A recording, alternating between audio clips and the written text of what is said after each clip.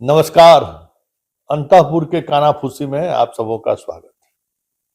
और आज अंतःपुर के कानाफूसी में कहने के लिए तो बहुत कुछ है, और जो कुछ कानाफूसी में हो रहा है उसको हम कैसे आप तक पहुंचाए, इसमें थोड़ा हमें असहजता महसूस हो रही है। खुलकर कह नहीं सकते हैं, और सांकेतिक तौर पर कहेंगे तो आप समझ नहीं पाइएगा। बीच बीच का रास्ता हम निकालना चाहते हैं कि सांप भी मर जाए और डंडा भी नहीं टूटे। कुछ आज खबर इसी तरीके का। देखिए, टिकट लेने में तो खेल हुआ ही है, बाकी आज जो कुछ भी हुआ ना उसमें भी एगो रेट सामने आया 15 करोड़, समझ जाए। और शहर के साफ सुथरा विभाग पर चर्चा है, चापाकल गाड़ने वाला भी विभाग पर चर्चा है। अब सोच लीजिए क्या होगा इस प्रदेश का। पहले जिला में कुर्सी बिकता था, अब टिकट में कुर्सी टिकटार्थी बिकने लगा। अब उससे ऊपर भी अब वहां भी डील होने लगा है। मतलब समझिए कि दुकान खुल गया है। इस लोकतंत्र का क्या होगा पता नहीं। हमें तो नहीं लगता है कि 100 साल भी हम इस तरीके से इस लोकतंत्र में जी पाएंगे। भारत लोकतंत्र की जननी है, लेकिन इस तरीके से लोकतंत्र अगर चलता है, अब बताइए, तो जमींदारी वाला भी जमींदारों शर्मा जाए भाई। हम तय कर दिए, बेटा मेरा जो है कुछ है भी नहीं, हम तय कर दिए कि जाके सरकार में शामिल हो जाओ। क्या कहिएगा इसको? पति पत्नी बाल बच्चा सब जितना है सब कुछ चुनाव लड़ा दीजिए, पार्टी वो बना लीजिए और उसको मंत्री बनाइए। मालदार विभाग भी मिलना चाहिए, इसके लिए दबाव भी बनाइए।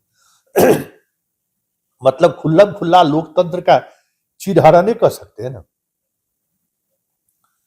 महाभारत में द्रौपदी का चिरहरण की चर्चा आज भी होती है, लेकिन जो लोकतंत्र का चिरहरण इस तरीके से सार्वजनिक मंच से हो रहा है, इस चिरहरण को आप क्या कहेंगे?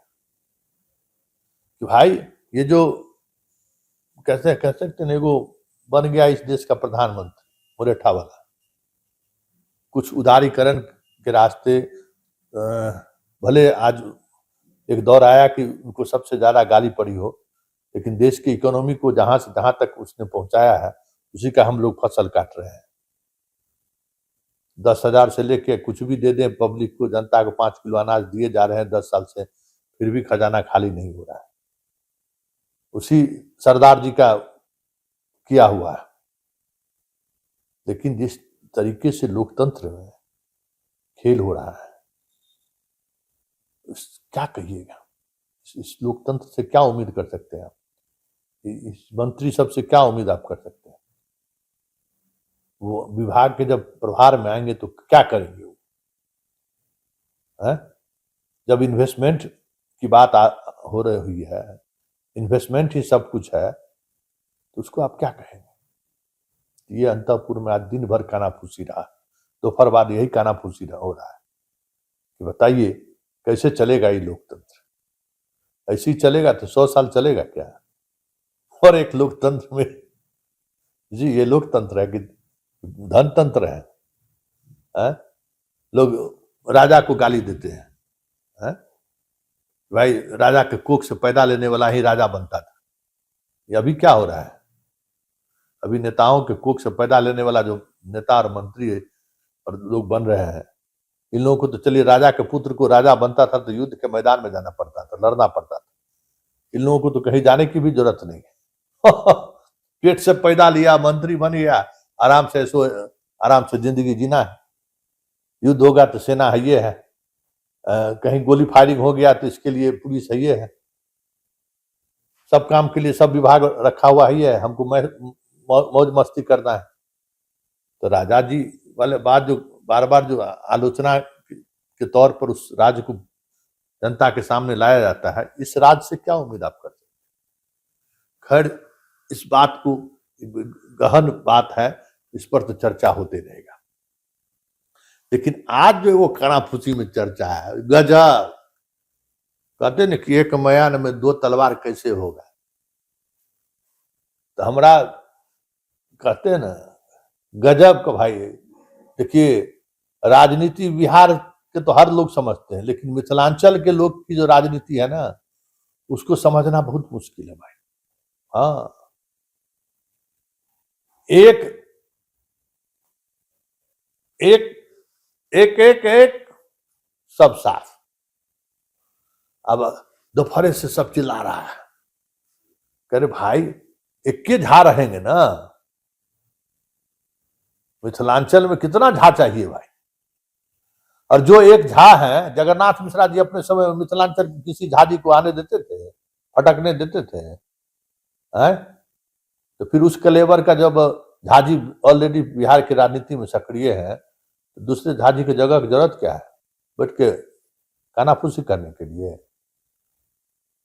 तो खत्म हो गया खेल, नहीं मिला जगह, सब बौखलायल है, कितना जीते कुछ नहीं मिला, हम लोग एकदम खाली हाथ रह गए। खाली हाथ उनके इस हाथ में क्या क्या लीजिएगा? एक किंग मेकर है ये है, चाणक्य है ये है, तो फिर दूसरा की जरूरत कहाँ है? और दूसरा के खड़े करके काहे उनको कमजोर करना चाहते हैं भाई? तो आज कानाफूसी में तो नहीं है, चर्चा जोर से है। ये सेट कर दिए झाजी बड़ा बढ़िया से, सब मिथिलांचल के दोनों झा सब एकदम फिट है, दिए एक झटका अब रही है अपनी जगह पर, क्योंकि राजनीति हमें करना है ना, उस राजनीति का श्रेय दूसरे कैसे ले लेगा? बड़ी चल रहे थे मुंबई या कहाँ कहाँ बैठ के इन्वेस्टर मीट करने के लिए, ऐसा भी हुआ है क्या? है माल महाराज क्या मिर्जा खेले होली, ये चलने देंगे? तो बस मिथिलांचल में बस एक ही म्यान में एक ही तलवार रहेगा, दूसरे का कोई गुंजाइश नहीं है। समझने वाले लोग समझ गए होंगे। चलिए, अब चलते चलते एक और अंतःपुर का हाल जान लेते हैं। शोकाकुल है, आज शपथो ग्रहण में नहीं गया था, एकदम मतलब उठ नहीं पा रहा है।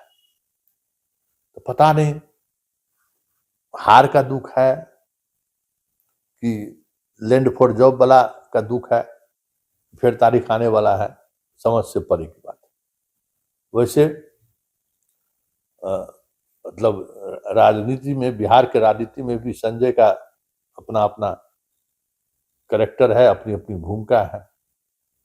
तो वहां के संजय को बाकी दूगो तो भाग गया, और एक जो संजय है उसको लेकर कसम कस चल रहा है। अब कब तक फेस नहीं करेंगे? विधानसभा का सत्र आने वाला है, शपथ ग्रहण होगा, वहां तो आमने सामने हो ही जाएगा।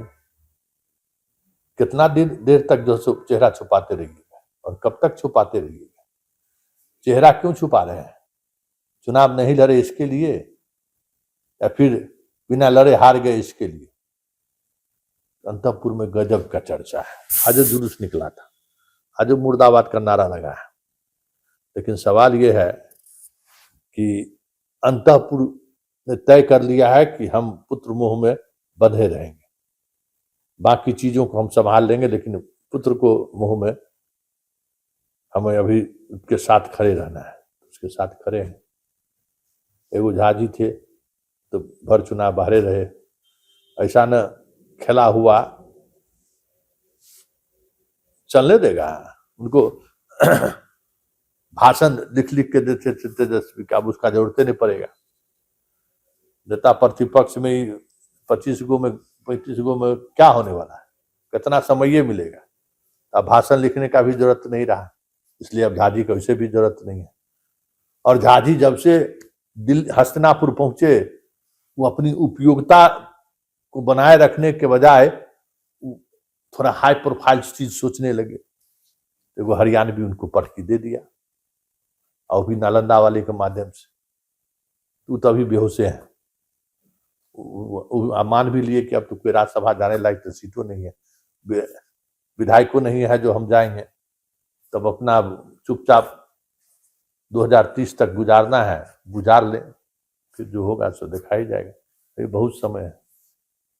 तो संतकपुर में अभी मनन हो रहा है कि कैसे क्या किया जाए, लेकिन एक चर्चा जोरों पर है कि दिल्ली वाले के साथ चलते ना तो कुछ परिणाम बेहतर होता। यात्रा वाला अब उनको समझ में आ रहा है, क्योंकि लोग कह रहे थे कि MOI भी छूट गया और दलित तो छूट गया, सब साथ छोड़ दिया।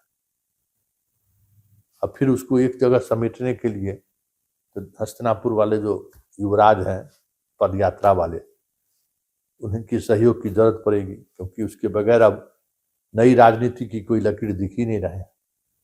वैसे एक बात तय है, अंतःपुर में ये चर्चा मंत्रिमंडल के गठन के बाद खूब जोर शोर से हो रही है कि जैनजी वाला आंदोलन जो है ना, आज न कल बिहारों में होगा ही, क्योंकि मंत्रिपरिषद जो है युवाओं के भरोसे पर खरा उतरने वाला नहीं। वैसे बिहार का युवा धर्म पर, जात पर इस तरीके से बटल है ना कि जो विशेषज्ञ ये बात सोचते हैं कि बिहार में जैनजी आ सकता, अपना तेवर दिखा सकता है, वो शायद हमको लगता है कि सब देख नहीं रहे हैं। बिहार का युवा 74 वाला युवा नहीं रहा, लेकिन फिर भी उम्मीद लोग कर रहे हैं। तो चलिए देखते चलिए। फिलहाल अंतःपुर के कानाफूसी में इतना ही, इजाजत दीजिए, नमस्कार।